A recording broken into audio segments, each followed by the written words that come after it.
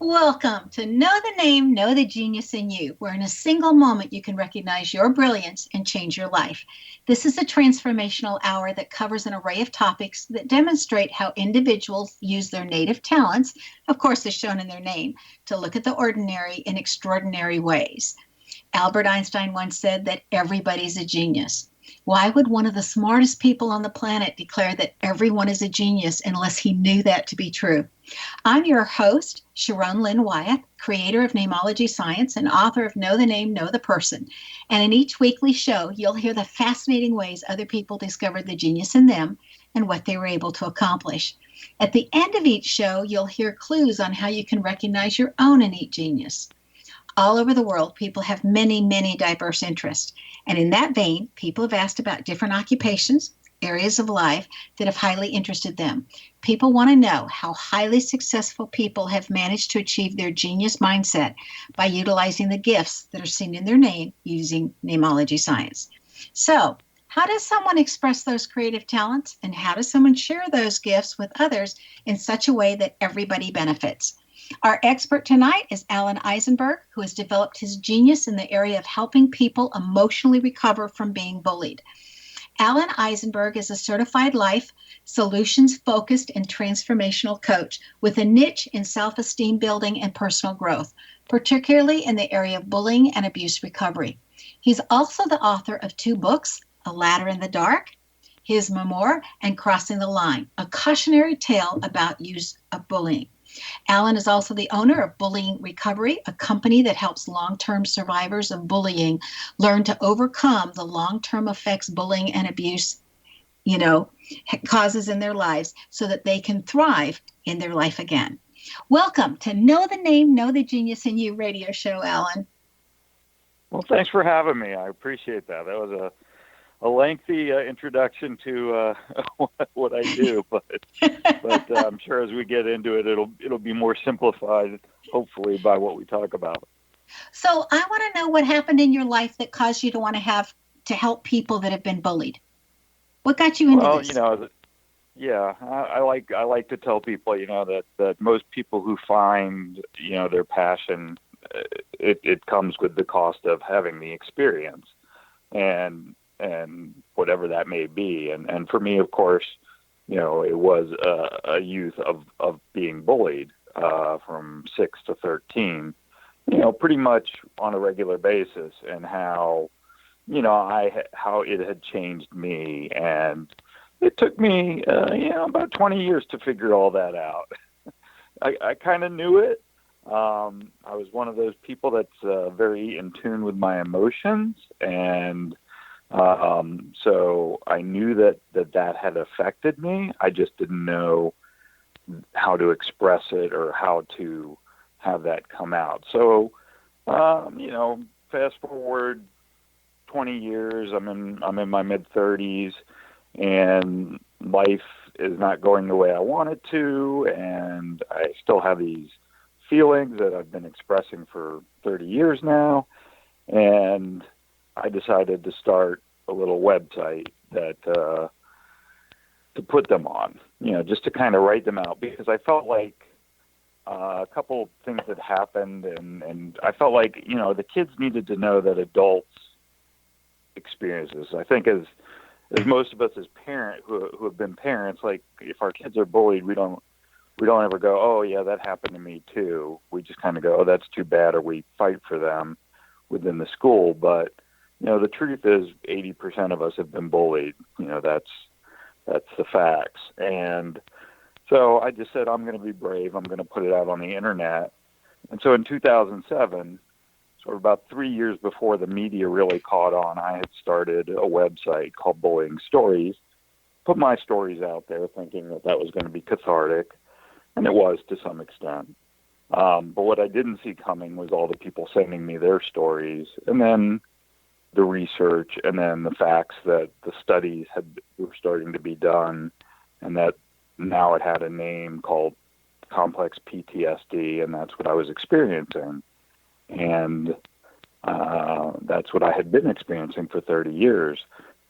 And this little site that I was just working on from my home ended up with 1.4 million visitors. And Oh the my. town where the bullying had happened called me up and wanted me to speak, and I couldn't do it. I just couldn't go back. And that's when I knew sort of I needed to get help. I needed to do my healing, which I did, and that's what I chronicled in my memoir. And then after I healed, I realized that was really the passion. The passion I wanted to do was to help others realize the same thing and not go So, through, hopefully, what I went through. so how did you transform what you learned from your own recovery into becoming a certified coach to help others? Right. And so that's what I really learned the most, is that we had to vocalize, and then we had to let go, or actually I say we accept. And so as I started studying, and I had gone through, the whole mental health gambit, and what I knew needed to happen was this idea of, okay, you're healed, you go through your healing, but how do you get back on the road of your self-esteem recovery to getting to do the things you want? And so that, that's the same point where I'm realizing my passion of wanting to help others and do this. And so I said, that's what coaching is. Ultimately, coaching has become this third tier of what is mental health support and continuation, which starts with psychiatry, then you have therapy, and then once you're done with the therapist, what I discovered is while we've had coaching around for a while, it wasn't really thought of as this next step, because a therapist gets you out of sort of your past and your future worries, right? Your past, you need to accept that, and then you need to. But no one was taking you to the next place you wanted to be, and that's what coaches do. Does And so, forgiveness have anything to do with the healing process? Forgiveness of oh self and forgiveness of others? yeah, I think the biggest lesson, is within this 30-year period that I was basically living this life of regret of this bullying and the suffering that I was going through. I was the bully. So yeah, certainly at the end of the day, forgiveness is huge. And not only forgiving the bullies, because, I've been lucky enough, because I'm out there talking about it, to have reconciled with some of them and discovered, they're just human beings and they have their own things going on. And I've had many say, I'm sorry to me. And I've said, I'm sorry to some people, because bullying isn't black and white. But the biggest person I say I'm sorry to is myself. And that's because I was beating myself up. I was the one who ultimately was allowing myself to be this person. And I think that's something we have to realize is, at some point, the scary thing isn't there anymore. And then we've absorbed that into our life. And we don't tell ourselves, I'm sorry about all this, and I'm sorry it happened, and to let go in our own lives.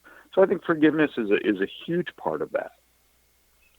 So do you think that more sensitive people are the ones that are bullied or picked on first, and then some of them choose to become bullies just simply as self-defense? I think that's you hit the nail on the head. In fact, I've more recently, as I've continued on my journey, because journeys don't end, and we take new journeys, I've discovered sort of, was doing a little bit of analysis. Why was I picked on? What is it about me? Why am I so sensitive? Because even my wife would tell you I'm sensitive. My kids would tell you I'm sensitive. And it's because I'm a highly sensitive person, which is about 20% of the people in the world are highly sensitive, which is somewhat saying you're empathic. And not empathic in reading minds, but empathic in recognizing Sensing. that there's things going on. People are giving off sort of, a vibe or a feel.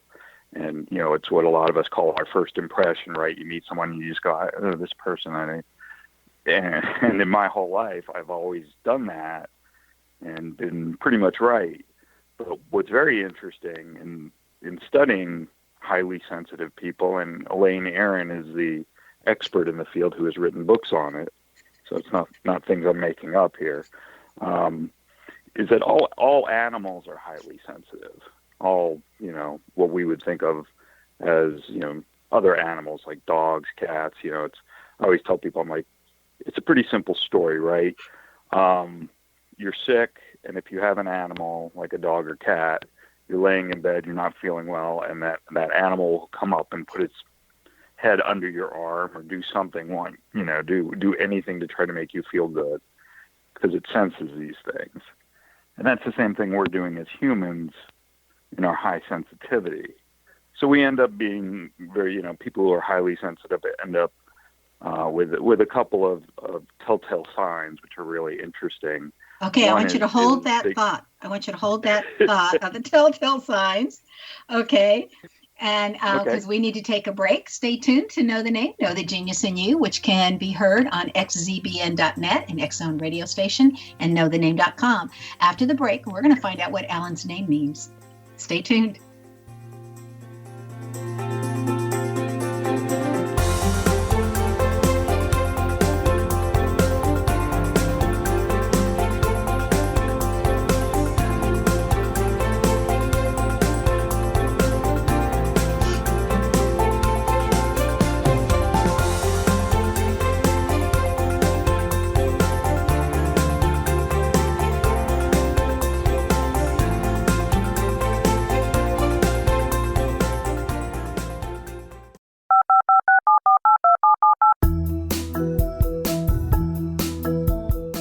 Did you know that when you're on the road with limited data or Wi-Fi, you can still listen to the X-Zone radio show with Rob McConnell, The Science of Magic with Gwilda Wiyaka, X-1, Dimension X, Space Patrol, and every minute of the X-Zone broadcast network by calling 213-401-0080, courtesy of Audio Now.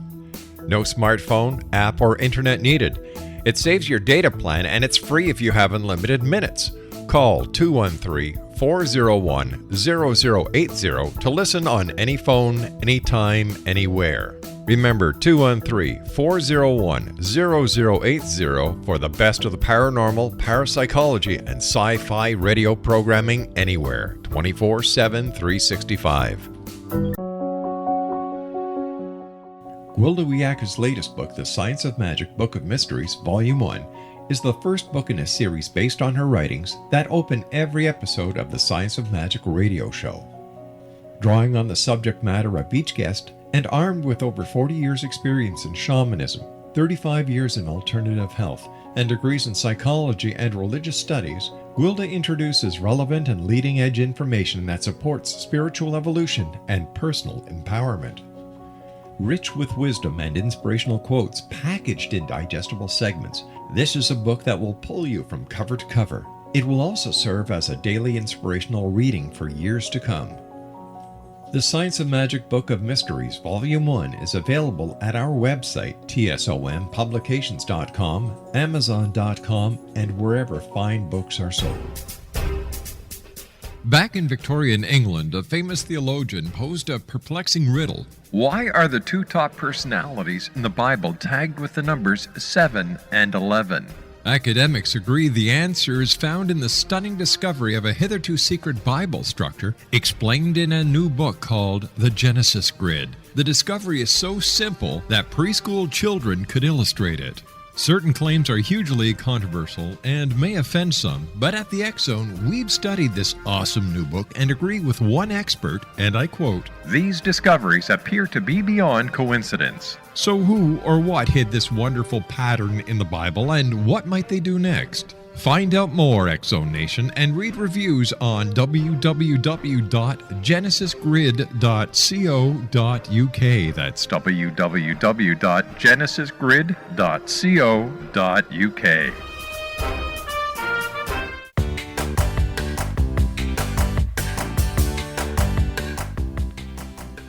Welcome back. I'm Sharon Lynn Wyeth, and you're listening to Know the Name, Know the Genius in You, which is being heard on xzbn.net and knowthename.com.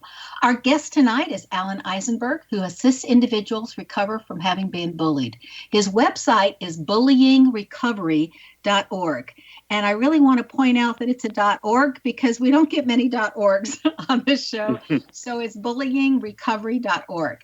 So right before the break, Alan, you were talking to us about the telltale signs.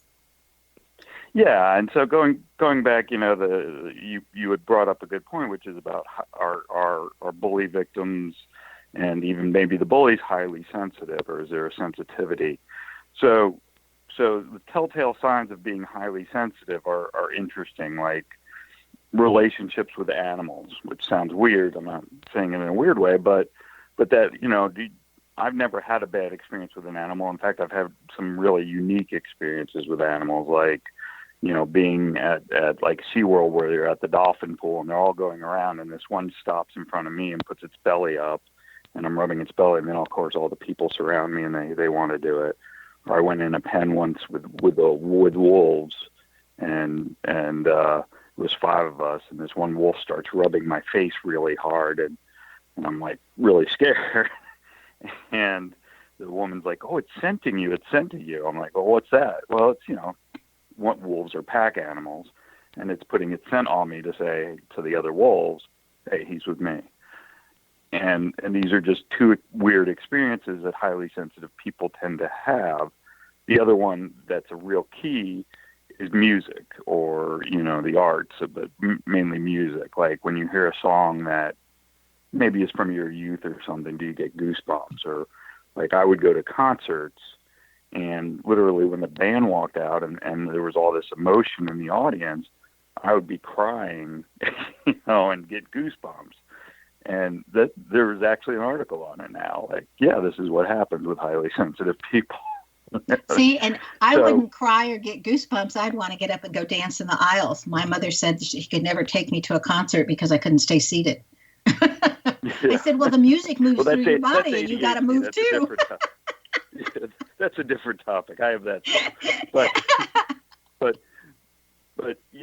so as I started to study this thing about high sensitivity, of course, the sensitivity also, anything with a yin has a yang, and the yang is, of course, someone says something to you, it hurts, and you show emotion. Well, that's exactly what a bully wants, right? They want a reaction. So if you're not being bullied because of your race, your religion, your creed, or some other reason, then there's the sensitive kids, right? The kids who are going to react. Because there's interesting studies about kids who are called natural negotiators. And while they may get bullied, they don't have any problem with it. So all these interesting studies are coming out. And the one that piqued my interest the most was this high sensitivity, because it didn't go away. It doesn't go away. My wife will say something to me, and it'll still affect me emotionally. If I'm in a crowded room, I'm overwhelmed. All the other things that go with being highly sensitive. So what is interesting, and you mentioned, that falls on the bullies too. The interesting thing about bullies and the bullying victims is that they're not that far apart.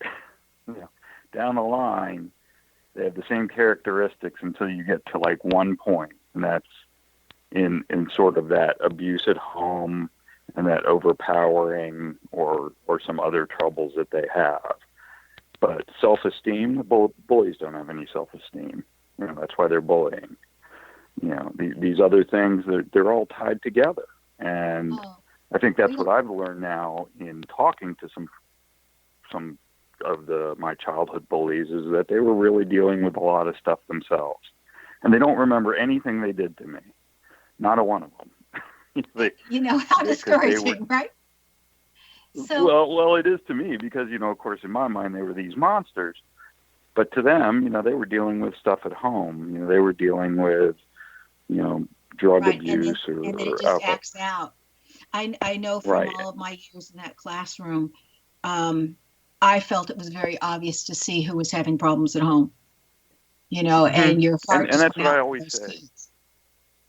Okay. I say this all the time. It's really interesting, which is, what if we took an emotional attendance at school as we take a physical attendance? That would be really interesting. I mean, and unfortunately, in our classrooms, if we're being observed at all, and you're allowing a child to sleep or you're allowing a child not to be participating, the teacher gets written up for that. But sometimes that child needs to have a timeout because they need it for themselves, and the teacher's being gracious to say, "I recognize that you need alone time or private time, and let me give it to you the best way I know how." And another interesting thing that just came up, which was this one, of course, I end up having to read a lot about the suicides of young people today, which now young people can express through social media that they're doing this because of bullying. This one case where there were these little incidents on the bus in different classes, but none of the teachers, none of the bus driver didn't report it because they were little incidents, Yeah, but those little guys all these add little up. incidents made a big thing, but everybody that saw them just thought they were just these little things. I want to come back to that on suicide just because when I went into administration and then got promoted into central office, I was in charge of counselors for the district, and that's one of the things we had to deal with. But I want to get to your name because this is our part of our program where we get to do that. So Cool. May I proceed and interpret your name? Sure. Okay. So Alan's name indicates that he's a workaholic, but he can be quite the couch potato when he wants to be. It's like one extreme or the other. And once he's down for the count, it's like, no, he's not getting up. Okay. He's here to make the world a better place. So if you lend him something, it'll come back in better shape than when you gave it to him. Okay. And the combinations in his last name indicate that it was being around his family that caused him to be sensitive and very much aware of how other people felt. And his family also gave him cause for him to want to be included and not to be left out. So when I say that that's caused by family, it means that it was either so apparent or it was so absent. So one extreme or the other would cause a child to say, oh, this is necessary in my life. Okay. And your name is interesting because it says you were born with self-confidence and then you lost it and you had to regain it. And we'll discuss how that shows up in your name at the end of the show, so that if anybody else has that in their name, they'll know that that's what happens. Alan, your name also indicates that you were taught as a child that you needed to be able to learn from others and that an education was important. And you have a fabulous memory, by the way, and you're highly skilled in the organizational department. So it's easy for others to follow your organizational style, okay, and your methodologies. So that's some of what your name says. That's some scary stuff. Okay, that's like, that's fortune teller type stuff. It's just patterns. The first thing that came out of your mouth is, led me to the next thing I was going to say is, not only have I just discovered that I'm highly sensitive, but I'm also trying to, there's a movement that I feel needs to happen, which is ditching the label. And what do I mean by that? I'm an introverted extrovert. So this is the new thing, and that's a real thing. Again, you can look it up, see the studies on it. So I'm an introverted. Everyone thinks I'm extroverted, but I need my quiet time. I need my couch potato time. So while I do love to work hard, then I have to take a break. Like if I go give a speech in front of people about bullying, then I'm going to go sit in a room by myself for a while. I don't. And again, that was another interesting thing that I'm like, how can I be like this? Everyone thinks I'm extroverted, but I don't feel that way. And it's because, the label is wrong. Well, your name also says that you help keep the bookstores in business because you're reading a lot. Oh, yeah. Okay. And anyway, names give us so much information. What's interesting about your name is it says you don't have to be the one in charge, but you need to work for somebody who's competent, because if not, you'll take over because the job has to get done. I mean, there's and that you self-sacrifice for the good of others. That's also in there. Yeah. But martyrdom. Yeah, I love being a martyr. But also I'm really known as a loyal lieutenant. I don't want to be the leader, but I love being the loyal lieutenant, the second in charge. Yes, And that because is they're so. the ones who do everything. The person in charge is just kind of overseeing everything, but the other person actually works with the people, and that's what I like to do. The lieutenant's the actual, if you think about it in military terms, they're the ones with the people on the ground talking to them and Yeah, helping that them shows out. up in your first vowel of an A, by the way. Everybody who has a first vowel of an A are the ones that are the worker bees behind the throne. Yeah, They're the ones that get everything done. And the family stuff. I mean, I actually, to write my memoir, I had to confront my mother, which I come from a Jewish family, so that's not always very easy to confront your mother. And because she had created perfectionist mentalities out of her daughter and I. Okay, you got to hold on. Hold that thought for us. Okay, we need to take another break. Stay tuned to Know the Name, Know the Genius in You. You're listening to xzbn.net, an X-Zone radio station. This show's dedicated to recovering from being bullied. After the break, we're going to find out having been bullied can affect a person's life for years to come. Stay tuned.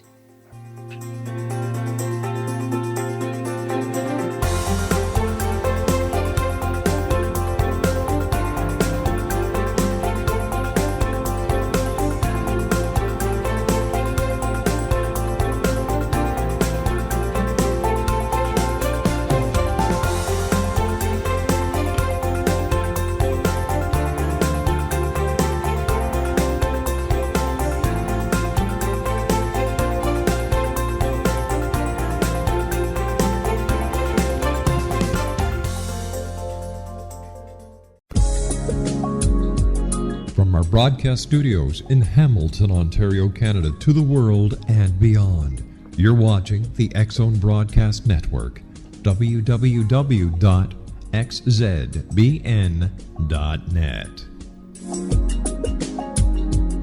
AVS Media Den.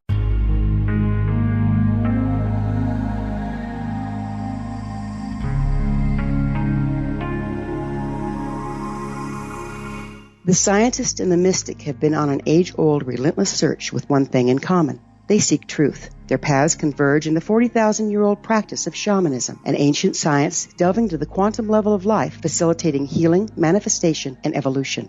I'm Gwilda Wiyaka, the founder and director of Path Home Shamanic Arts School, a unique Colorado State certified occupational school training shamanic practitioners and teachers. We also provide classes for empowering personal lives through shamanism. Our certification classes are in week-long segments enabling international participation, and online classes and long-distance shamanic healing sessions are available. Come discover the science of magic in the limitless world of shamanism. www.findyourpathhome.com.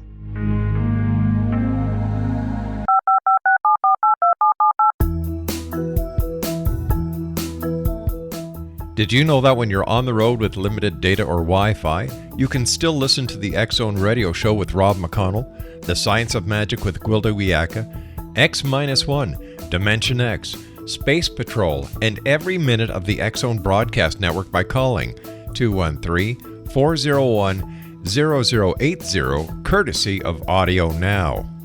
No smartphone, app, or internet needed. It saves your data plan, and it's free if you have unlimited minutes. Call 213-401-0080 to listen on any phone, anytime, anywhere. Remember 213-401-0080 for the best of the paranormal, parapsychology, and sci-fi radio programming anywhere, 24/7, 365.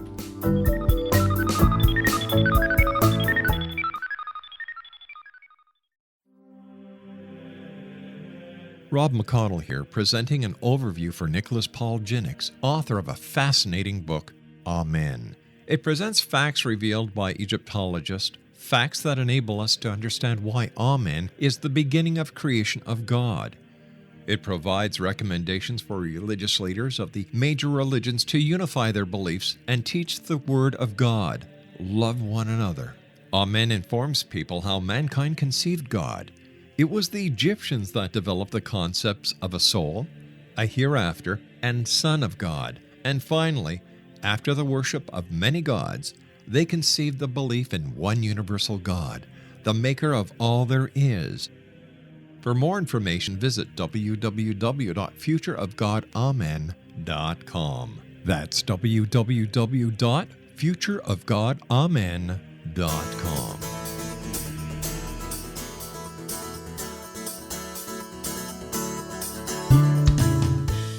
Welcome back. I'm Sharon Lynn Wyeth, and you're listening to Know the Name, Know the Genius in You, which is being heard on xzbn.net and knowthename.com. Our guest tonight is Alan Eisenberg, who assists individuals recovering from having been bullied. His website is bullyingrecovery.org. Again, that's bullying, so it's BULLYING, recovery, RECOVERY.org. So it's important to remember it's a .org, not a .com. Okay, right before the break, you were telling us that you finally confronted your mom, and it caused me to think about when one of my friends was leaving her house as I was coming in to see her. I'd been out of town, and she was so pleased with herself. She had this huge smirk on her face, and I said, wow, you must have just done something wonderful. And she said, can you believe it? I'm 49, and I finally stood up to my mother. And she goes, can you believe it? It took me 49 years. And my reaction was, well, thank God it didn't take you 50. So it almost took me as long, but not quite. Yeah, so you had that same thing. You finally got to stand up to your mom. And I think there's a lot of houses or a lot of households based on different reasons that where the parent's very dominant or very domineering, where it does take a lot of courage to stand up to a parent because you've had the repercussions your whole life. You know, so that's always a great thing. Okay, so I want to go on with all these questions I want to ask. So, Ellen, what are the worst cases of bullying? Do they occur at home or do they occur at school? I really, I think they can, right now, we're seeing cases at home. I'm studying cases at school, and I'm studying cases in family. Familial bullying is becoming a huge topic now and being studied. So your last comment is very real. When we talk about confronting family, I know people that haven't talked to their family in 40 years, because they were bullied by their family. So here's the way I see it. I focus on youth because that's what I experienced. And I know a lot of, now I know a lot of colleagues in the world. Some study, some focus on workplace, some focus on familial. But the reason that I focus on youth is because I think that the early intervention is what is missing. And it's really about the holistic solution. What we have a problem now is that schools are really on a check the box mentality. They're being told that bullying's a problem. It's very public out there, and they have a little bit of budget to bring a speaker in to talk about bullying. And, I know at my school or my kid's school, it was like the be cool dude guy. Be cool to everybody, dude. That's not the solution. I look at that from maybe a different point of view simply because I've had 40 years in the educational system. And I look at that as a teacher these days is a parent, is a counselor, is a teacher, they have to play so many different roles. And then sometimes their own, and it's getting more and more in different schools, their own paycheck and whether they get a bonus or not is totally dependent on how well those kids test. So more and more, they're teaching to the test instead of teaching rational thinking or deductive thinking or whatever, because they have to get these kids to test well, because that's what gets reported to the public and whether they think that school's doing a good job or not. And when and then we have the pressure, then that's creating the pressure on the kids that wasn't there before as well. Correct. When I went to school, there weren't all these tests, there weren't SOLs and all of these things you had to get through, and then there's this expectation. I live in affluent Washington D.C., and every kid's supposed to go to college. Well, the truth of the matter is, in the country, 40% of kids go to college.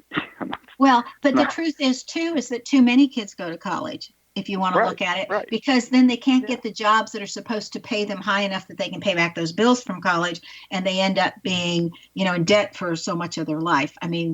And you can go to a vocational school and come out and earn a lot more money than you can unless you're going to be a doctor or a lawyer. And You know, and there are jobs that need to engineer. be filled that are not the jobs that need the 4 years. So one of my sons is an EMT in an emergency room at the hospital. He saves lives every day, you know. And what if he wasn't around? what if Yeah. you know, he went to a 2-year school, got his vocational in EMT. He's going to go back and become a nurse, but you know, that's the path he took, and we need him. Yeah. He saves And lives. the very first time I was hired as an administrator was at a public high school that had a vocational section, and I loved it. And I thought, what's wrong with the rest of these high schools and all these schools? But that's a whole nother conversation. I want to Right. know, when So- you're working with people, what kind of bullying have you found to be the hardest from which to recover? So again, I think it's really the youth side of it, because I think a lot of the other ones, like a workplace bullying, is a continuation of bullying usually from a youth, because we know that the percentage of youth being bullied is statistically outrageous, and then the damage that comes from it. So what, again, you know, where I focus, and it's not that I'm putting down you know, these speakers who come in to talk about anti-bullying or bystander awareness or all these things, is that's only half the holistic solution. And unfortunately, the other half is when someone is victimized, that how they are then getting treated afterward. What is happening in the school, and even though you talk about it being overwhelming, it becomes really critical that that moment, you know, if I was a young kid and I come to someone and I say I'm being bullied, that it's handled correctly. And that may mean, you know, that it's handled outside of the school, because the school may not be equipped to handle it, and that's okay. Well, there's a lot of programs now that are going into different schools that are attempting to teach children how to stand up for other children and the effects of bullying. And that even if you want to bully, what that means is going on in your life, and to come get counseling help. I think what sometimes is missing is time for compassion, even though the majority of teachers are in that field because they're very compassionate people, with all the pressures being put on them. The other thing that I have seen as being both an administrator and a teacher over the years is that if a child sometimes wants to get another child in trouble, they will come and report that kid was bullying them when it didn't happen. And so I mean, there's you know, and so adults are being put in a place of, we always respond with a report, and it's really sad when a child makes it up. Well, and this is, you know, not wanting to get too far down the rabbit hole on the Me Too movement. It's the same problem we're seeing a little bit. I always equate the victimization and the re-victimization of youth who are bullied, which we've seen a lot of, and I experienced a lot of, as the same thing. So, you know, I talk about it from like a rape point of view. If I'm a college age student, I'm not women. We know they're not reporting rape. Why aren't they reporting rape?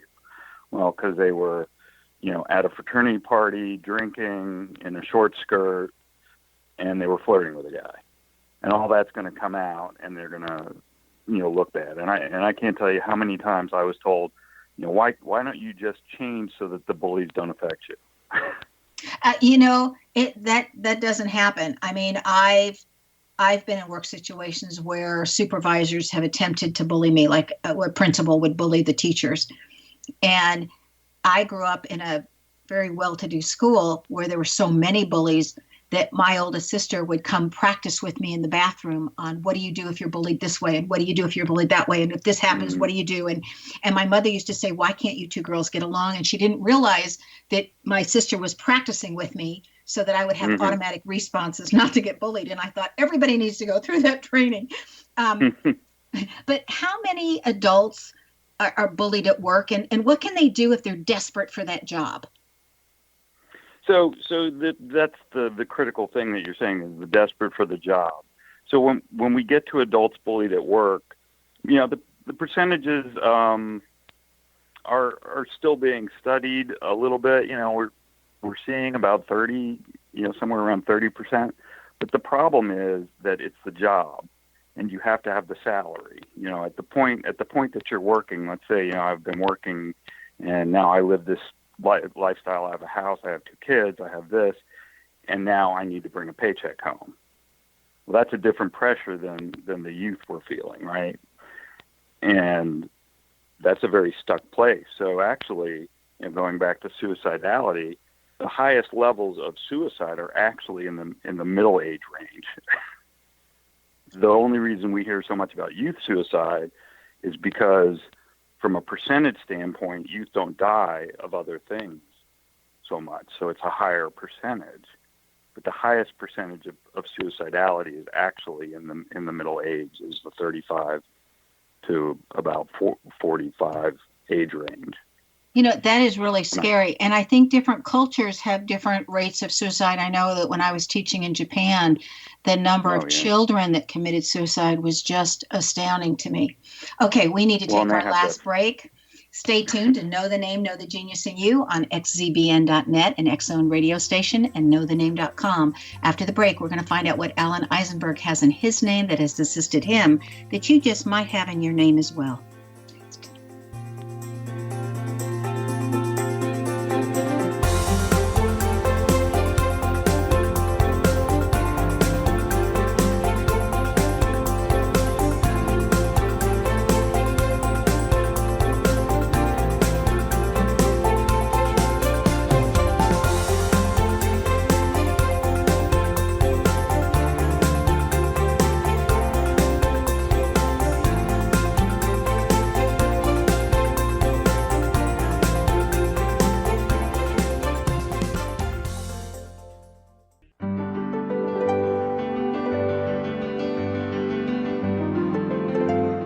Named one of the world's greatest psychics, Elizabeth Joyce is now giving readings worldwide via Skype.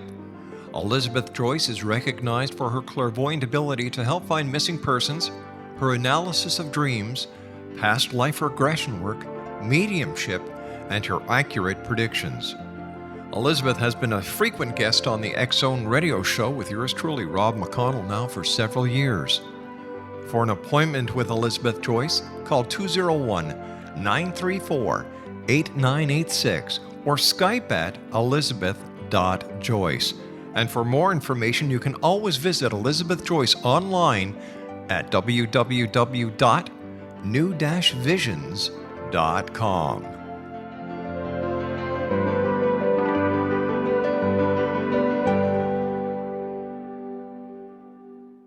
The new nonfiction book, Razor of Madness, is similar to cult movies like Clockwork Orange, Dragon's Tattoo, or The Other Side of Hell. Wayne Morin Jr. and Thomas Lee Howe will expose widespread and systematic deficiencies in this thought-provoking tell-all novel. Mind control rages among scholars in law schools. Human rights are ignored while thought reform and mental manipulation are accepted practices used as behavior modification. Dr. Louis Jolyon West comes to mind. Media and public scrutiny shows that United States mental hospitals are in fact destructive murder industries. Razor of Madness expose novel details this epidemic through an in-depth professional and personal investigation. For decades, there has been a revolving door policy that still releases killers and pedophiles back into society. The maestro of mind control continues to haunt America to this very day. Razor of Madness is available in paperback or as a downloadable ebook at Amazon.com. I'm William S. Peckham. If you enjoy a good mystery with a touch of the paranormal, then you'll love my novel, From Out of the Woodwork. It's the story of a young Toronto contractor, Sean Kennedy, who buys derelict homes, guts them, and turns them into multifamily dwellings. Slums just waiting to happen. When Sean buys 29 Livery Lane, the house fights back.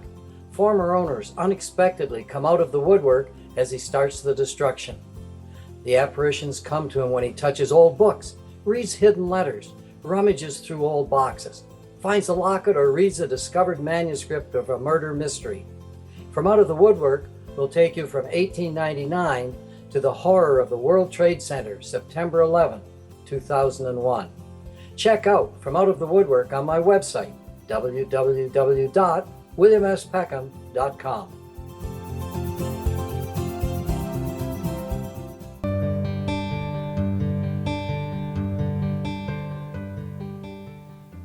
Welcome back. I'm Sharon Lynn Wyeth, and you're listening to Know the Name, Know the Genius in You, which is being heard on xzbn.net and knowthename.com. Our guest tonight is Alan Eisenberg, who assists individuals recovering after they've been bullied. His website is bullyingrecovery.org. Now, Alan's taken his skills to a level where he's able to successfully assist others in recovering from having been bullied, which is such a needed thing in today's world. Alan, you wrote a book, A Ladder in the Dark.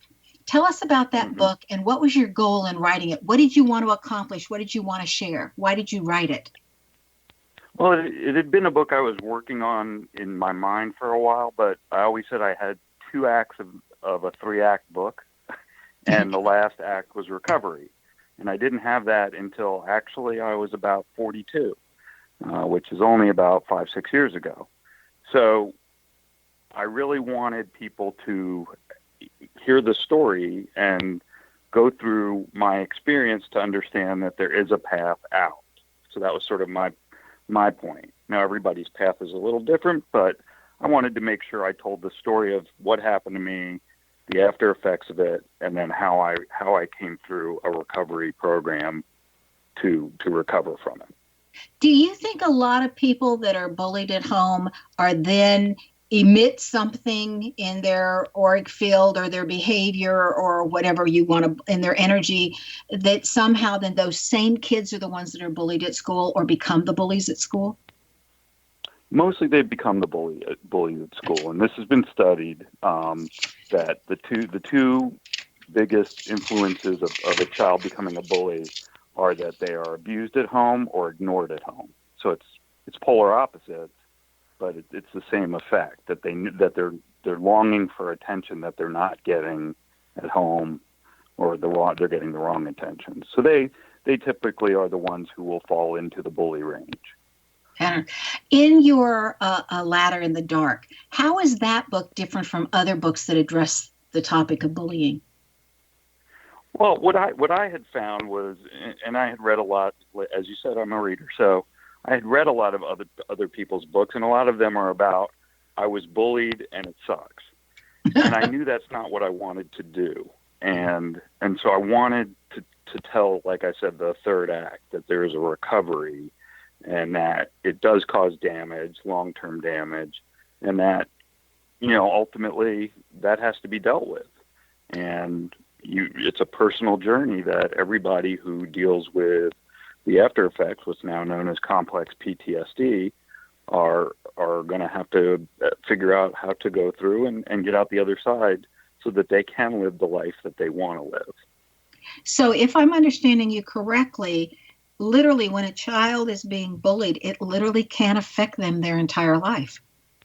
Oh yeah, there's people there's people in studies who haven't left their house, full of anxiety, full of fear. People don't get married, they don't have friends, they fear crowds, they fear people. And everything that you know about PTSD is what happens in the world of bullying and abuse victims. So people who are sensitive to that, like myself, we're dealing with the ramifications of what happened to them as youth if they don't get help, it could be the rest of their lives. Oh, that is so sad. So your other book is Crossing the Line. So talk to us about that book.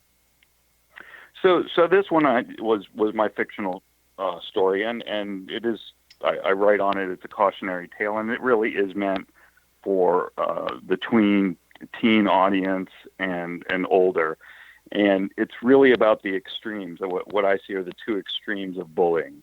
One is, it leads to suicide, and the other one that's less talked about is it leads to bullying victims bringing weapons to school and sometimes using those weapons. And I always say it's a very thin line, which choice gets made. So I wanted to write a book based on research and based on true fact stories that looked at both sides, looked at it's a 4-character story. Every chapter is another piece of the character story. Of course, they all come together, but one of them is going to go into a school and with a gun and use it, and the other one is going, to go down the suicide side of it. And it's really about how all that played out, why it played out, and this is what it can lead to. These are the ultimate damages that can happen to bullying victims. Now, I want to say I have been in education for 40 years as an administrator and a teacher, and I have dealt with a child shooting another child right as I exited my office into the hallway. So it was right there. Mm-hmm. And having to deal with that, and a teacher committing suicide, which then, of course, it was very popular, set off the school and what we had to do. And I look at what our schools are handling today, and it's just a crazy amount of things. And it's interesting that if we could just catch bullying early and meet the needs of those children, then maybe a lot of this other stuff would be reduced or wouldn't happen. And that's really, I think that's really what I'm saying is I did the other part I studied was sociology. So I always think of societal things and how this is really what we're talking about is a societal thing. When a kid goes into a school with a gun and kills one or several other children due to bullying, that affects more than just that kid who was bullied. The suicide does too. We know that. Right. It affects everybody. Kids. Yeah. I mean, it damages the school. At my old alma mater in 1 year, 3 kids committed suicide, all due to some form of bullying. I mean, that school, had to deal with a lot that year. And, we lose kids anyway. Mm-hmm. When I've been teaching school about every other year, we will lose a child for death other than suicide. And so it's difficult for all the children to deal with it when something like that happens with a child. Okay, I want to keep going. You have a daily online paper that's titled The Bullying Recovery Times. So what does that cover, and how do people subscribe if they want to receive your online paper?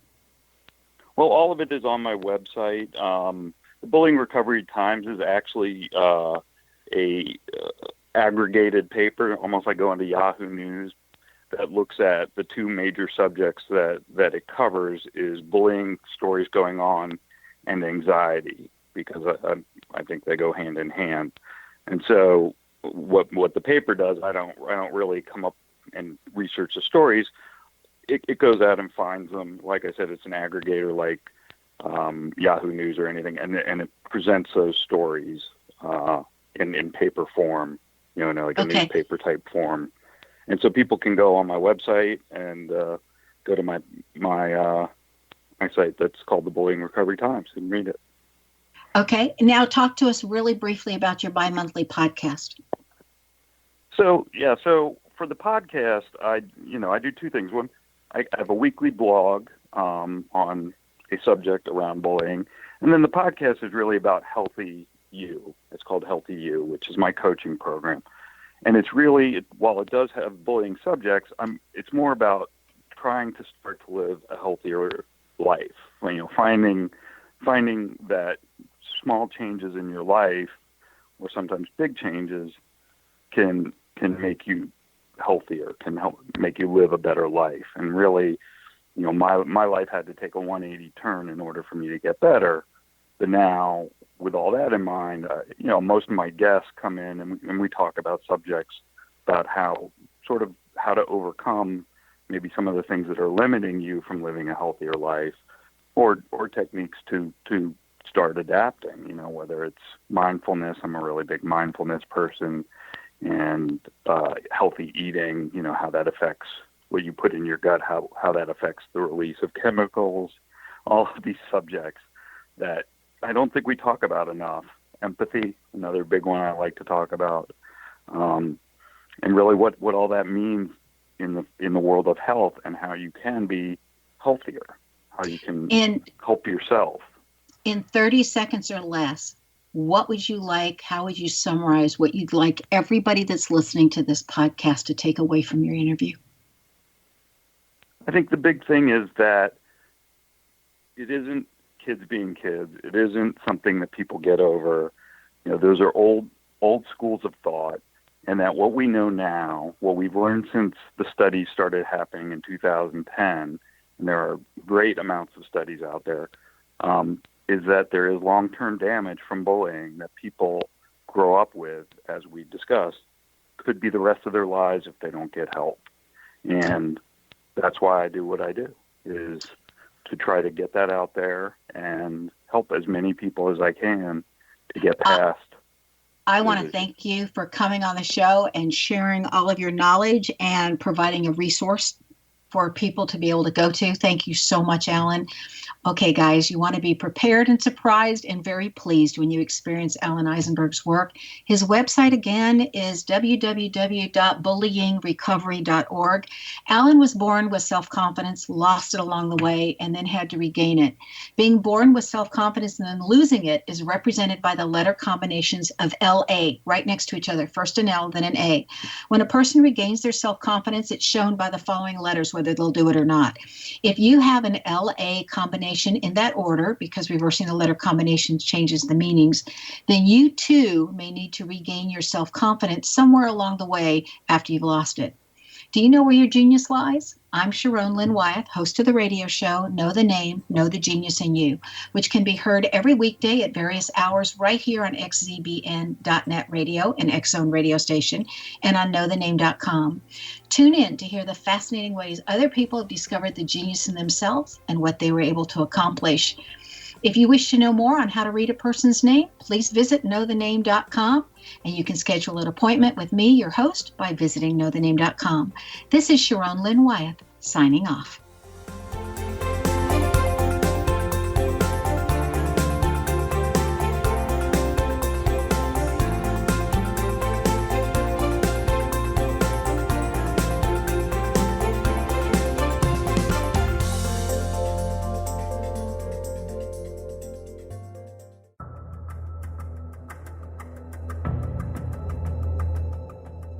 Modern Esoteric, Beyond Our Senses by Brad Olson, consummates the lifeology story about where humanity originates.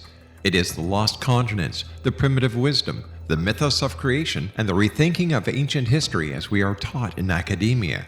There is much more to the story than what we have been told. As this is the first book in the Esoteric series, Modern Esoteric starts at the beginning of time and accelerates up to this modern age.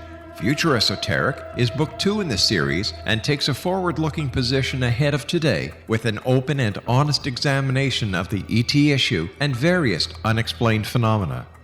To discover the writings of author Brad Olson, visit www.bradolson.com. That's www.bradolson.com.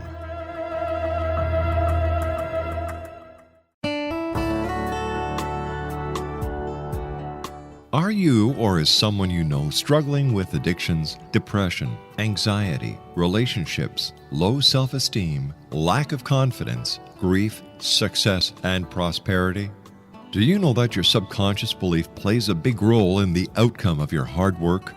We can help you permanently change the beliefs that may be the reason for your struggles and failures. We care about getting you the return on your investment and the results you are looking for. We can help you be free of the limitations of your past and in realizing your highest potential. We work with people by phone and Skype. For more information, visit us at www.ritasoman.com. That's www.ritasoman.com.